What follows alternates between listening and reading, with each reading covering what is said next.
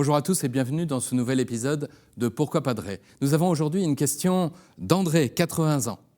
Étonnant, quand on meurt, on entre dans l'éternité, donc pas de temps, pas de succession. Comment peut-il y avoir des étapes ? Cher André, la question du purgatoire apparaît souvent comme une question complexe, tant il est difficile d'approcher cette réalité avec les yeux de notre raison.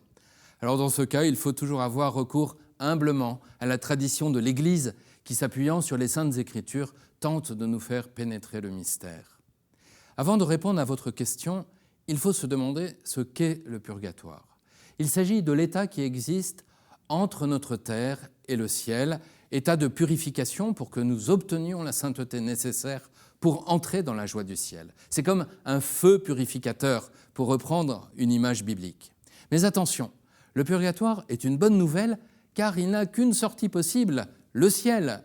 Ce n'est pas une salle d'attente entre le ciel et l'enfer. C'est un lieu de miséricorde, comme Jésus l'avait annoncé lorsqu'il disait qu'un certain péché ne sera pardonné ni dans ce monde-ci, ni dans le monde à venir. La miséricorde est un lieu de joie, mais c'est aussi un lieu de larmes.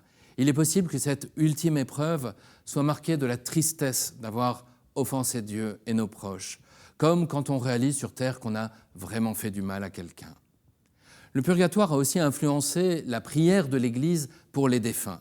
Dès les commencements de son histoire, appuyée sur l'enseignement biblique, l'Église a honoré la mémoire des défunts et prié pour eux, pour que purifiés, ils puissent parvenir à la vision de Dieu. Cela se fait particulièrement par l'offrande de la messe. Demander une messe au prêtre de sa paroisse pour un défunt est sans doute ce qu'on peut offrir de mieux pour eux. Alors André, vous faites justement remarquer que l'éternité est l'absence de temps. Qu'est-ce que ça veut dire ?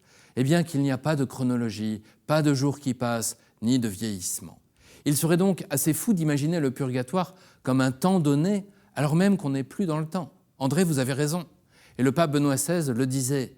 Il est clair que la durée de cette brûlure qui transforme, nous ne pouvons la calculer avec les mesures chronométriques de ce monde. Le moment transformant de cette rencontre échappe au chronométrage terrestre. Oui, André, cette rencontre de vérité à la fin de notre vie viendra brûler en nous toute la paille de nos vanités pour que nous devenions enfin nous-mêmes dans la clarté du regard de Jésus. André, merci pour cette question. Vous pouvez poser d'autres questions en envoyant un mail à l'adresse pourquoipadre@ktotv.com ou sur les réseaux sociaux avec le hashtag pourquoipadre. Retrouvez toutes nos vidéos sur le site ktotv.com. À très bientôt.